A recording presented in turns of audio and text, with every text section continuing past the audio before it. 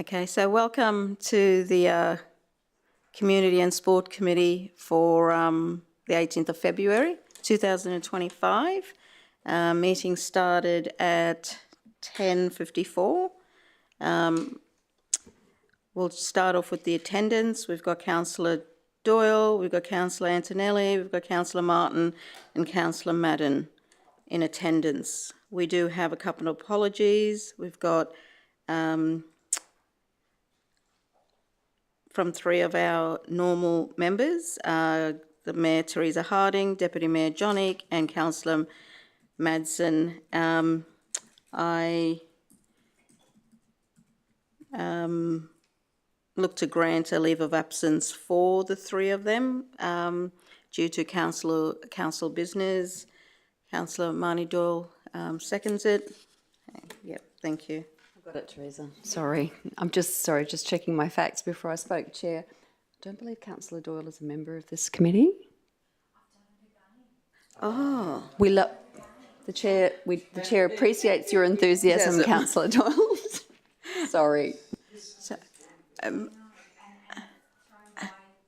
that chair, yeah. I can see. We'll see you at the next committee. Yes, thank you. So just to rectifying the attendance, we've got Councillor Antonelli, Councillor Martin, Councillor Madden in attendance, and we've got Councillor Marnie Doyle observing the sports, the community and sports. A very close observer she was there for a moment. Yeah, enthusiastic. Very well, thank you.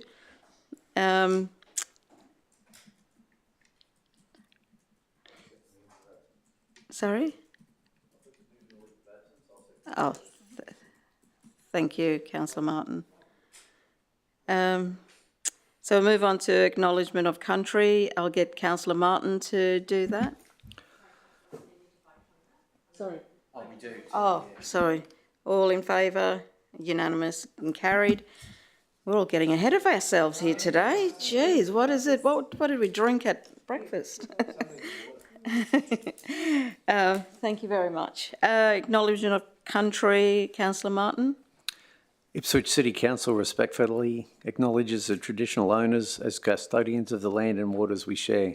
We pay our respects to elders past, present and emerging as the keepers of the traditions, customs, cultures and stories of proud people. Thank you. A declaration of interest, which we have none. Business outstanding, which we have none. Confirmation of the minutes, which was for the 3rd of December. Do I have a mover, Councillor Martin, and a seconder, Councillor Antonelli? Any discussion? We'll take that as read and the report as accurate. We'll take that to the vote. Everyone in favour? That's unanimous and carried. Officers' report. The first item 2, which is the Goodna Cultural and Arts Centre activation. Could I have the relevant officer? I think it's normally Mel Dower, but we've got both. Either one now. Tag, you're in, Mr. Stewart.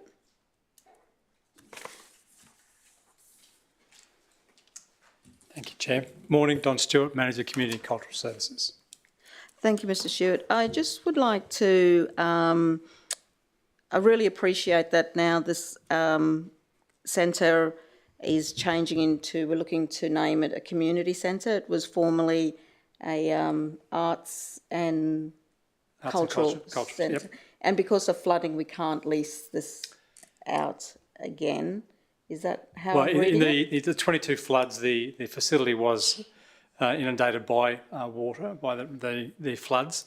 The leaseholder at the time handed the lease back to us, given the state of damage to it.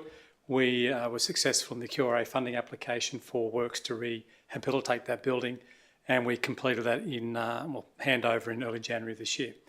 We determined the opportunity to activate the facility as a council-operated community accessible facility, offering a healthy and active solution as opposed to what we already have in place being the community centres at Riverview and Redbank Plains. Yeah, great. That's what I wanted to sort of see the differences between the two. So we're trying to do a more active community centre lifestyle, that engagement with the community. As the paper references, we identified some shortfalls in the Goodna community area. One of those shortfalls is in the healthy active space. Health and obesity is a concern, diabetes, and just general accessibility from a number of the community groups and community members within that area. The healthy and active option was considered to be a significantly better offering. We also have a number of community centres, 5 in fact, in the immediate area around Goodna, providing essential social services. It was identified that if we're council to duplicate those or replicate those, more to the point, wouldn't be the best use of the asset. Okay. The Healthy Active has a significant following across Ipswich, and we also see that the Goodna area is an ideal opportunity to really bring in a lot of diversified community organisations as well to be able to use and access the facility. So so just to be clear, the Redbank Plains and say Riverview are more like organisational based that come in, and the Goodna might be more community based.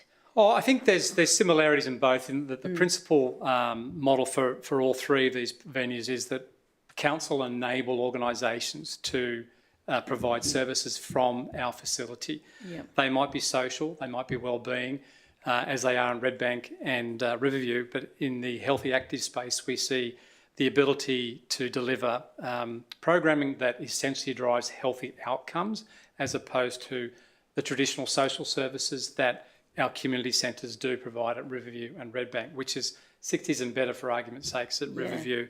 And we have a lot of other community-based services that, such as financial management and or medical visits that run out of those community centres. This is more about driving healthy lifestyles for those people who come through program delivery across both physical activity, but also, health management in a classroom-based situation where we may have Westmoreton Health come through and deliver those types of services. Yeah, okay, thank you.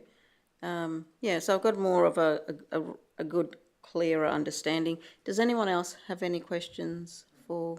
No, thank you. Thank you.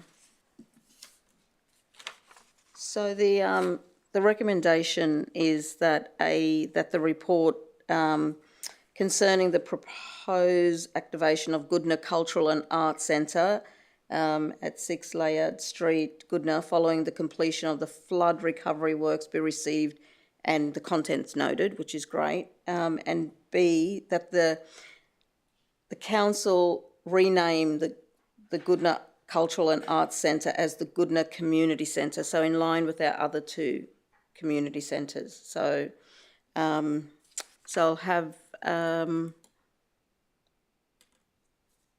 move that. Do I have a seconder? Councillor Antonelli. Any discussion? No. I would like just to point out that I'd also like to see if council IDs programs that we are running out of our centres, if we could also additionally identify funding to go with those programs. So if there's anything that we're funding, we need to look at external funding from the state and federal potentially. And potentially if we could have a 6-monthly report to see what programs we're running, what's the cost and what funding we've received to be able to offset those programs through our community centres that are council run. So I'll put that to the vote. All of those in favour? That's unanimous and carried. Thank you. So item 3 is the on the agenda is the community funding and support allocation status report from 1 October to 31st of December. So does anyone have any questions about this report? No? I'll move that report. Do I have a seconder? Councillor Martin, any discussion? No? Put that to the vote. All those in favour? Unanimous and carried. Thank you. Item 4 is the Ipswich Libraries report card. Do I have an officer that can come up and just speak to this? Thank you.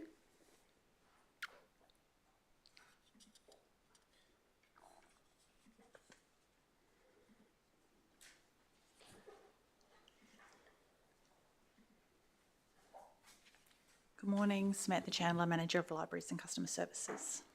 Hello. Good morning. I just would like just a little bit of a brief rundown of the report. It was very, very in-depth, and some of the figures that are in this report are amazing and outstanding.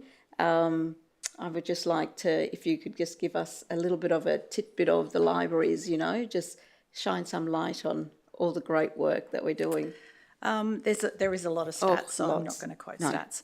I think probably for us, the last 12 months, we really focused on trying to create more space for our customers in the libraries. Our libraries, particularly Springfield and Ipswich, have been at capacity at times, and in the afternoons, particularly after school, we see children sitting on the floor, and we wanted to change that. So we spent a lot of time looking at the layout and the space that we had available and creating more seating, and that's been a success in both locations. Yeah. So that was a big focus for us. One of the other challenges, I guess, if we look at both sides of it, one of the challenges that we have is around children in libraries. And in the report we did mention that we're going to focus on how to educate our customers about child safety in libraries. Yeah. So we have found that our libraries in the last 12 months specifically, there's more unaccompanied children in libraries, and that has become a problem for us. So we think it's about education more than anything else, and customers feeling that they can safely leave their children in libraries, but that's actually not the case. So we're doing some work around education over the next 12 months. Stat-wise, numbers are up in most cases. Probably the only one that we saw a drop in was the pod, and that was because of some technical issues that we've had there on and off over the last 12 months. So we did see a drop off in numbers. We have a new maintenance contract in place, so we're confident that that'll pick up over the next 12 months. But it's overall very positive for the 12 months. And yeah, we're looking forward to the next 12 months. Okay, great. Just one of the things I'd like to also just know a little bit more about, you said about the children and their safety. What about our staff and their safety? What are we doing in that sort of, I did read something that there could be a little bit of an increase to behaviour.